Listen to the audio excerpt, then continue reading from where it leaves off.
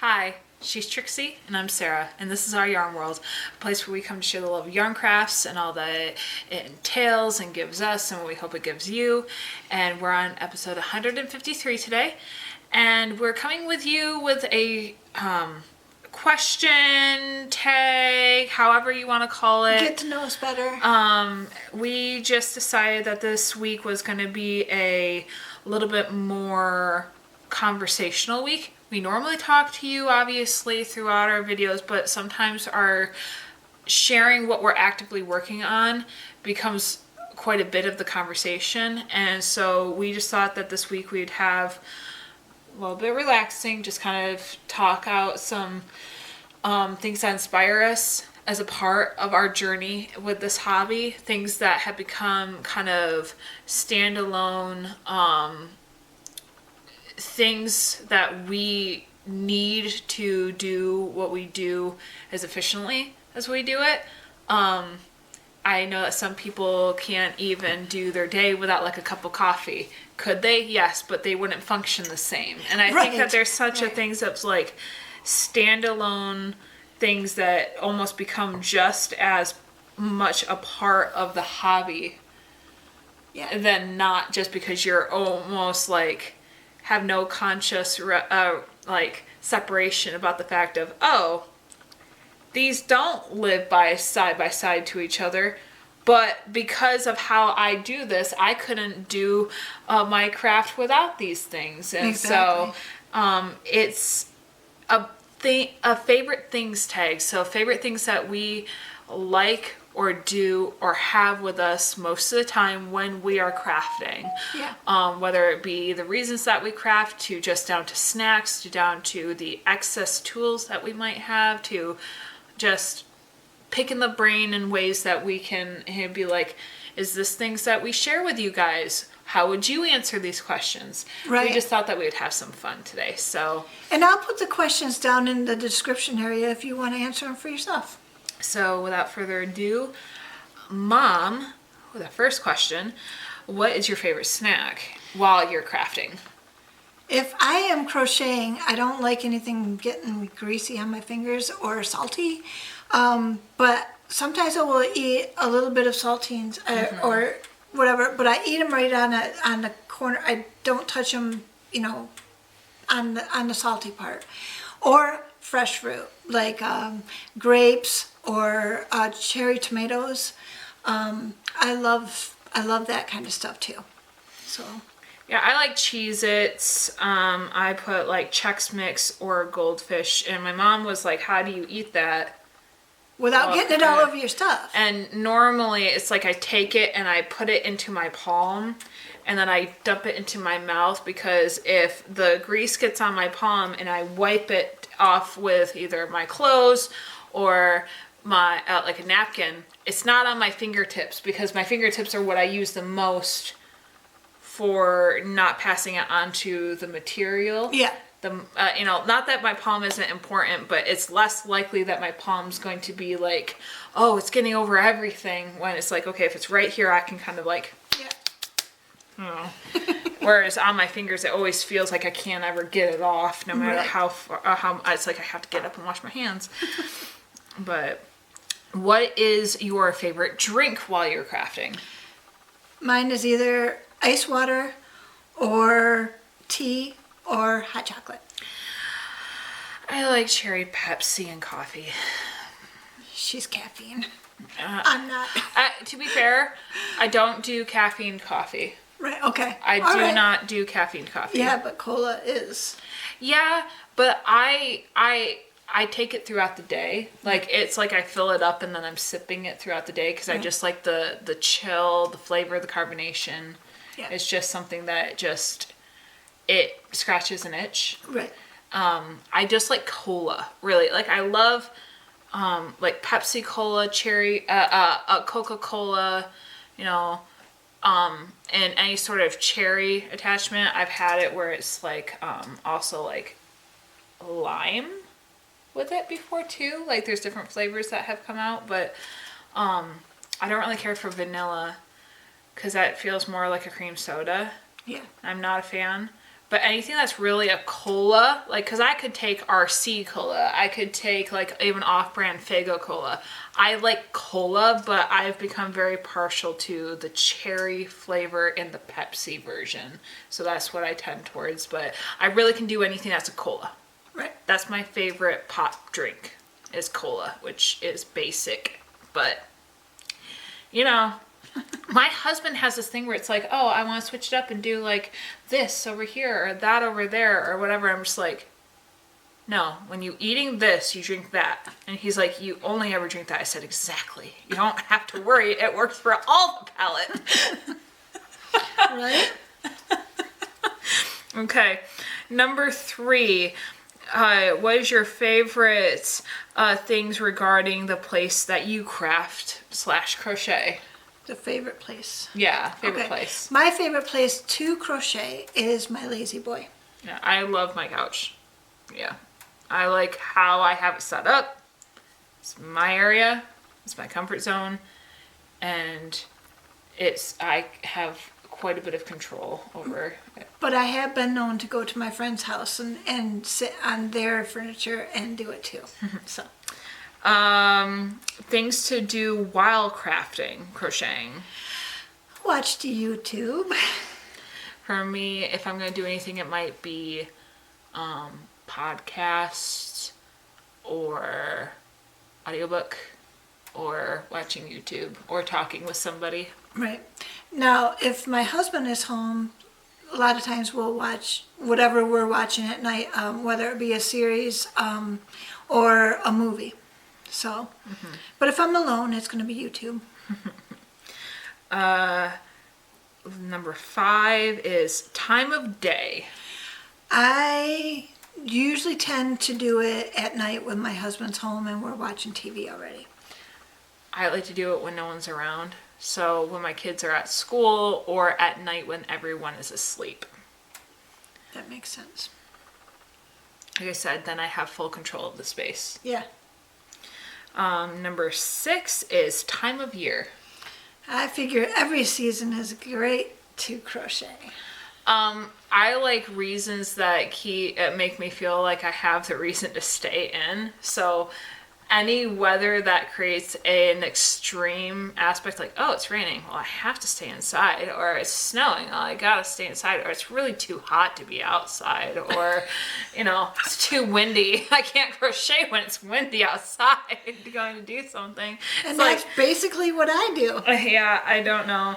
I like every time of year. I think if this question is being very specific, like as in like inspiration wise, I do enjoy crafting at Christmas time. Oh yeah. Yeah. There's a lot of nostalgia there. Number 7, what is your favorite finished project? I did a mosaic years ago that I ended up giving to our son. And it turned out so great. And it has our last name on it, which, is the reason we gave it to him. And I used reds, like ombre and reds that went from very light all the way up to almost a black. And I used white with it, and it turned out so pretty. And that was my favorite thing. I honestly said to be made or, not yet achieved or completed. And the reason why is because I have an image as to what I would like to get to in my head. And the level of completion or like perfection in that area that I want to get to, where like I will feel like that is a full, well-rounded, finished project, and I have not achieved it yet. There are things that I am very proud of, things that did scratch the itch of, oh, this really did turn out well. But as for something that I want to see achieved and say that it's like my best work, I don't know if I've actually I can say that as of right now, I feel like I've actually met that yet. Right. So the next one is things to craft or crochet. So what are your favorite things to make? My favorite things are blankets. Who knew? I would have to say art amigurumis, toys, pillows.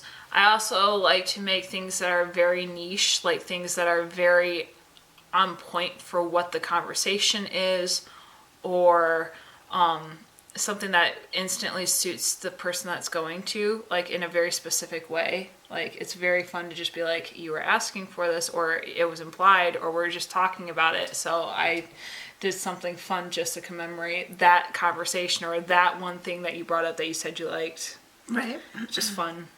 It's fun to be spontaneous with it, I guess is the best way. Right. The next one is hooks, needles. What is your preference, maybe by brand or size or however you might interpret that question? What's your favorite thing? Mine is the Furls hooks in the size of 5mm and 10mm. That's the ones that I have, and those are the ones I use the most. I honestly find it complicated because over the years that has changed. I would say for a long time it would have been likely, what brand would that have been of? It's like the aluminum, or is it? You can buy them in the big pack, all the colors of crochet hooks. What? I don't think it's Susan Bates. The boy? I think it's boy. It's either boy or Susan Bates. It's a very specific crochet head, and I don't remember what it's called, but I like that. I didn't really think about looking that up, but for a long time I'd say it would be the 5mm hook. But here's the reason why that has changed. What I've gravitated towards for crocheting and achieving in my next goal as a crafter in this art form has changed to going into more smaller sized stainless steel hooks.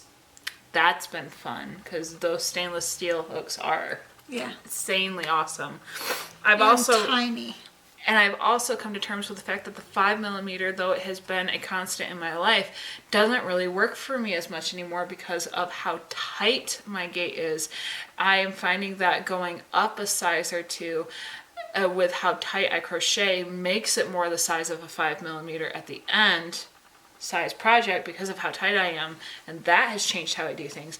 On top of the fact that whereas my mom uses the Furls hooks that are built to have that ergonomic handle, I now have a silicone mold handle thing that I can put any crochet hook into. Yeah. That is from the brand called Chunky Boy crochet handles, and it fits right in my hand, and that can be applied to anything that's in that specific size for that handle range.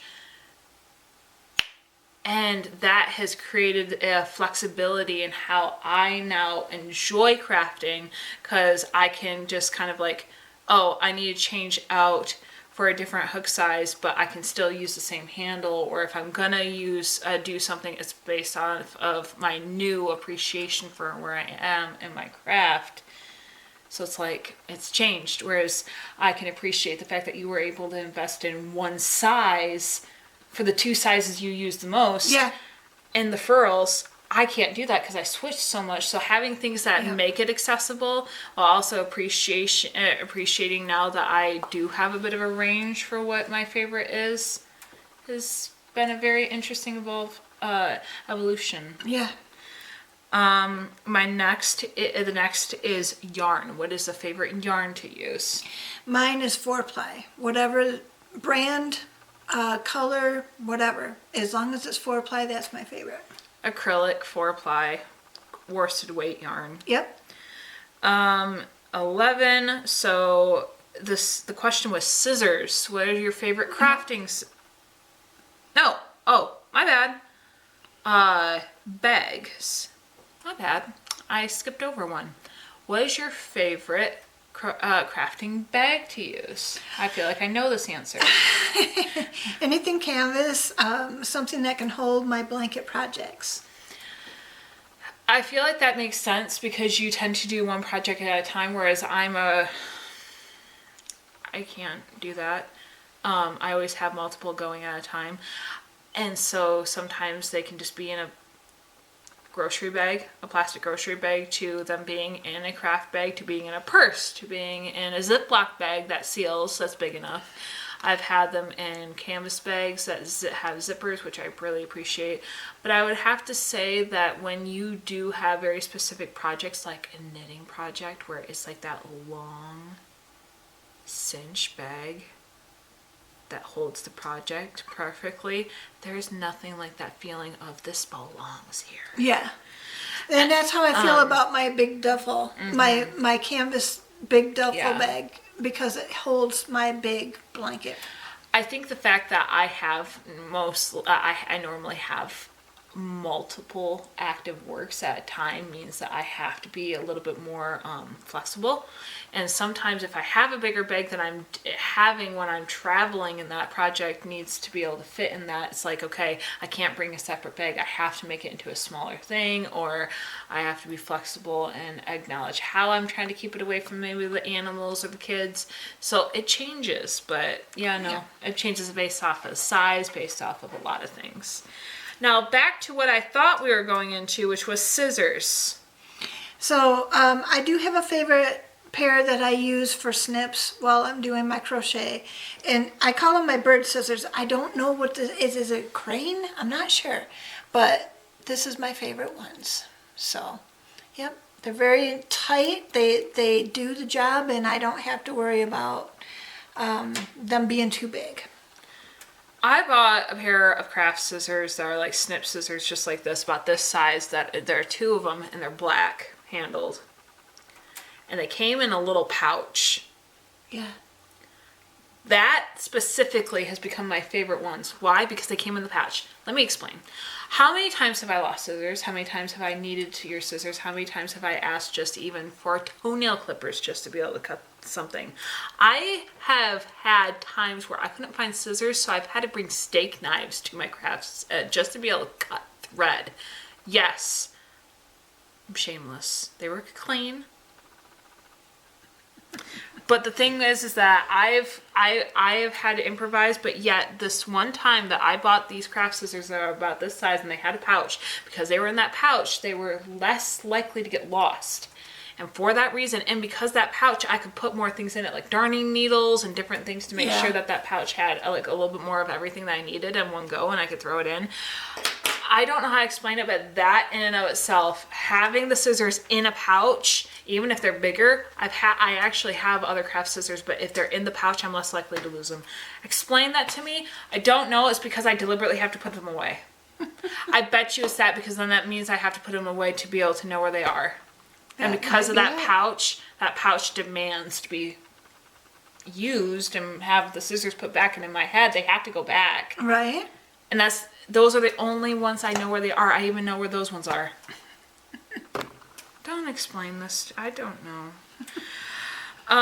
Tools. Your favorite tools. Things that are outside of the idea of the normal ones, such as scissors or the regular needles / crochet hooks. Where something that you use. I will like. be surprised that you. I like the blue case that I keep my hook in, and I like the gift card holder tin that I use to hold my scissors and my darning needle in. Those come in so handy. All I do is throw them into my bag with my project, and I'm ready to go. Yeah, I put pliers. Let me explain. When you're working with fine things a lot, like needles and stuff, and you need to have almost like a death grip strip on things, or pushing through works or trying to find something, those pliers become little pinchers that can just, this needle's having a hard time coming through, grab it, pull it out. Yeah. I have done more things and become much more fine motor skills accessible for the projects just because I have pliers. Yeah, and they are really a nice thing to have with the grip that you get with them. And the pliers that I am not gonna lie, because yeah, you can get like little pliers, big pliers, pliers that are much more for jewelry or whatever. I do have those, but what I'll say, for any crafter, that's not a bad idea to get is like a little like I don't know what brand it's called, like Husky or whatever, like the little like Swiss Army multi-tools, where there is the pliers when you fold it out, and there's the pliers right there, because then you also have the knife and the little scissors attached to it, and even sometimes they have screwdrivers and stuff on that, because sometimes your projects have those things where it's like, oh, you have an outlet and it needs to have a scissor that to open up the battery compartment or whatever. Having that thing can be a lifesaver in your craft bag. Having that, and I've stolen my husband's multiple times because he has more than one. That's so a he's good fine. tool to have. So whenever he has one of them, I normally have the other one, and we both always know that we have one in our crafting bags in some way, shape, or form. It has been a lifesaver, I'm telling you. So the next one is tips. What is your favorite tip that you have heard over the years that has been a constant that you use? My favorite tip for myself is to make sure everything is done before I sit down, so I've got a clear mind when I start my crochet project, or or any other project. If I'm writing or doing anything that way, if I have all my to-do list checked off, all my little chores to do beforehand, then I don't have to sit there and think, did I do that? Or do I still have to do that? It's already done. I can sit down with a clear mind and just go at it. Yeah. The first thing I put down actually was barrettes, because those snapping barrettes, when you like to roll your yarn. Oh yeah, that's a good tip. You can use the barrette to weave through the already rolled yarn and snap down to keep that loose end from rolling around and unraveling your yarn. I love that one. That is a good tip. Another one in the same vein is using the little light bulb stitch markers to hold your active yarn stitch and clipping it to the active work after you're putting it in your bags, and not just leaving the crochet hook on or the needles on and just putting it down and expecting it not to unravel. Like, there's some things like that where they're like, they have become like instant participants in how I operate. But one of the only other things I will say is go to the travel section in your Walmart, in your local big store, or even in your local dollar store, and buy little containers. You don't know what that could be. When we went on our last trip for Mother's Day, I deliberately bought little soap bar containers. Yeah. And that little thing that just pops open and pops down has been the best little tackle box that I could have just made out of nowhere. Yeah. It has everything that I need. And it's like a little small tackle box in my bag that has every little thing of, like, it has a little sewing kit that I've homemade in it. I have my scissors in it. I have a little push pin in it. And it's curved at the top, so it holds just a little bit more than just this. Right. It's been a blessing. Also, contact lens cases, those little plastics, it's like $1.25. Those can hold buttons, those can hold stitch markers, those can hold things. Yeah. And because it screws on, you can throw it in the bag. Beads, whatever. Yep. I'm telling you, those little wins, fantastic. I have one more tip. When I was using multiple different crochet hooks, and if I had more than one project going on and I wasn't getting back to one right away, they have at Dollar Tree little beads with letters on them. Oh, and God, this was amazing. They have little beads with letters on them, and you can put them on a safety pin, and put them on your project to hold your work Your in place. unfinished projects. And if you can't get back to it right away, you at least know what hook you got to use. Yep. When you get back to it. Yep. They can be threaded on the little light bulb, safety stitch markers. They can be put on safety pins. Yep. It is a blessing to be able to be like, oh, or you can even do that for like, oh, what was the last row I just completed in the project? You can get number beads that can that you can be like, oh, the last one was like number 17. So I can mark that this row 17 or in the next one I have to go on is that. So I know. It's amazing. Yeah. Those things are very helpful. The next one is the, what is your favorite crocheting / crafting channel? Nitty Natty. Mine's Fiber Spider. Yeah. Which I feel I have said multiple times. Yeah. He's amazing. The next one is, what is your favorite pattern? Right now, I'm into mosaic crochet patterns. They're overlay crochet. Okay, patterns is 16. Okay. I'm a mood crafter, so what I put is, so it depends, but I do like, I'm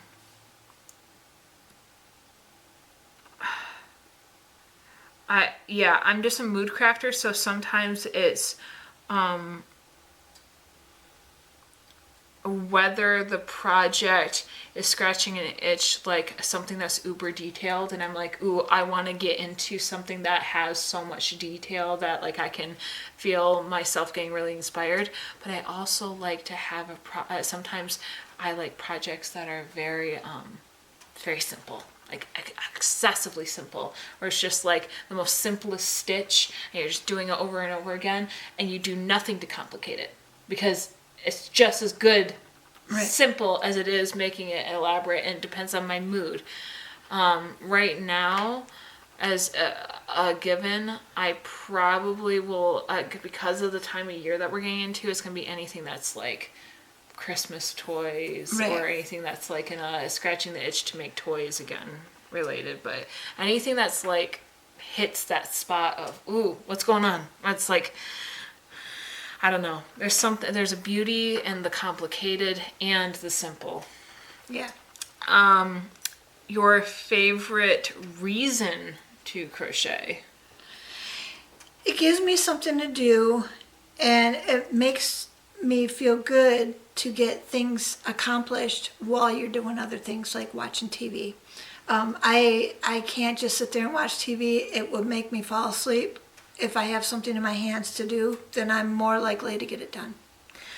I like the reason being that there's such a deep satisfaction, and this is my answer, that there's such a deep satisfaction I have in being able to make something that's so on point and clever that it speaks for itself without me, and it is so clear as to who it's for. Yeah.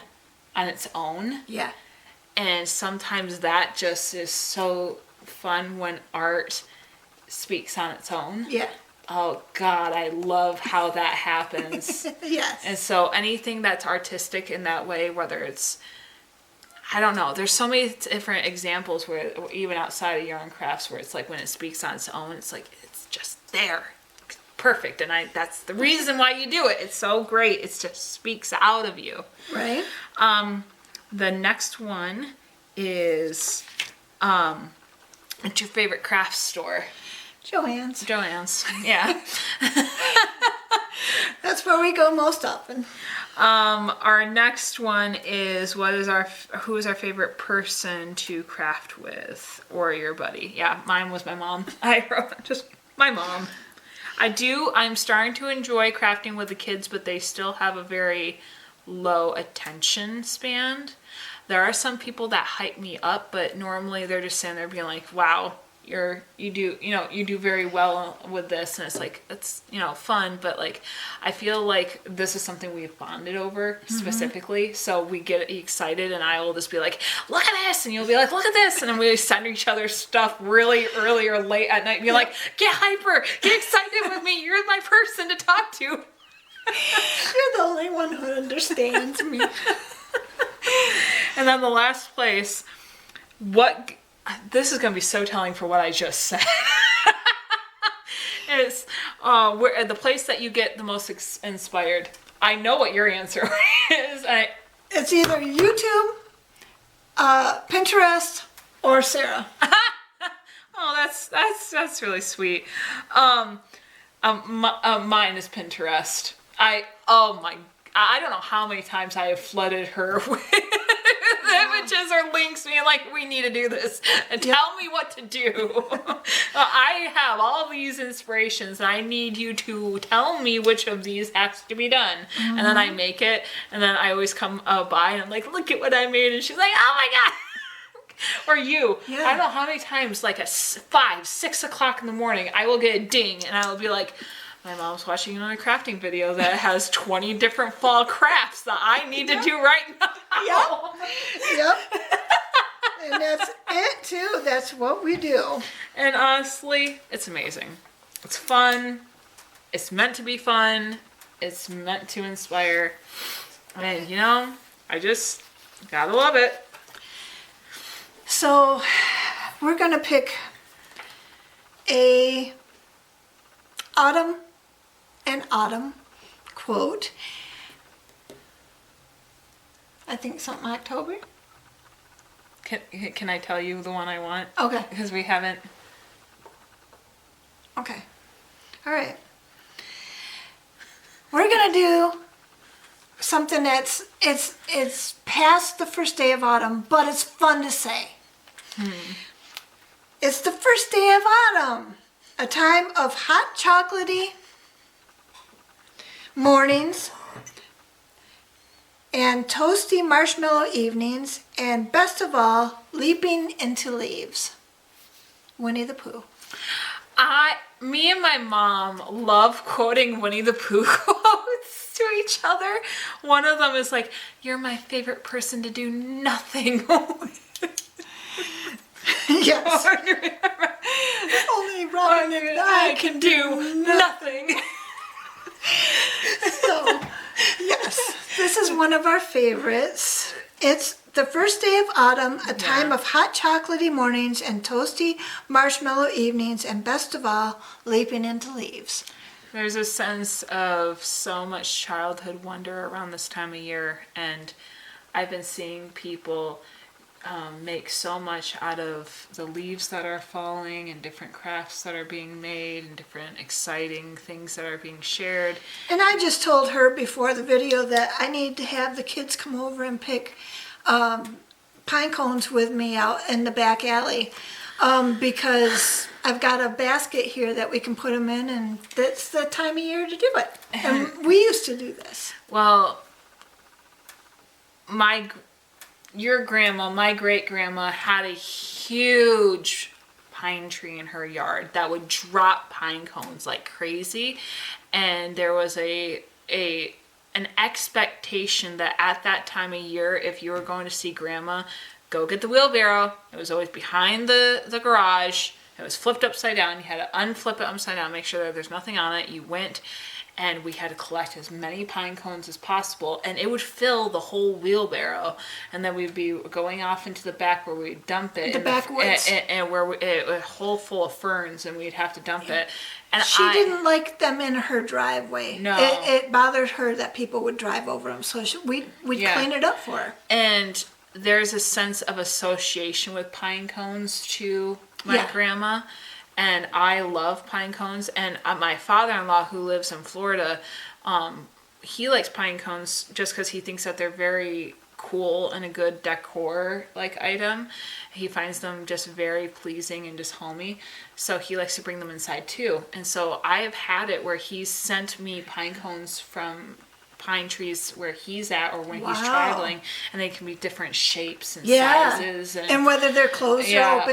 It's just, and it's so fun. And so I don't know, pine cones are a very sentimental thing that make me very like nostalgic and almost teary-eyed because I miss grandma. Yeah, me too. But I know. As always, thank you for joining us. I know this wasn't our normal video make, but we just enjoy sometimes taking a slow down and just kind of looking at crafting in a way that sometimes needs to be appreciated. Sometimes it's also the things surrounding the crafts that has made it so personal to us. Yeah. And we would love that if any of these particular questions, you know, felt like something you might want to share, leave it down in the comments, whether what we said might have inspired you to do things in a certain way or try out a different way.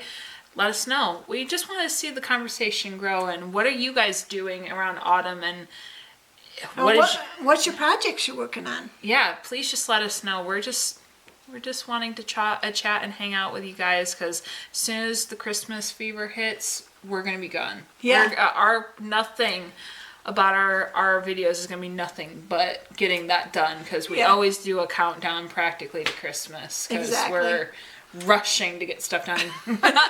So before all that craziness happens, we're just taking a couple of videos to do these, because once that goes, we're gone. Yeah. So thank you for stopping by and hanging out with us today. We hope that you had a pleasant time, and until next time, we hope that you stitch your way to mental health.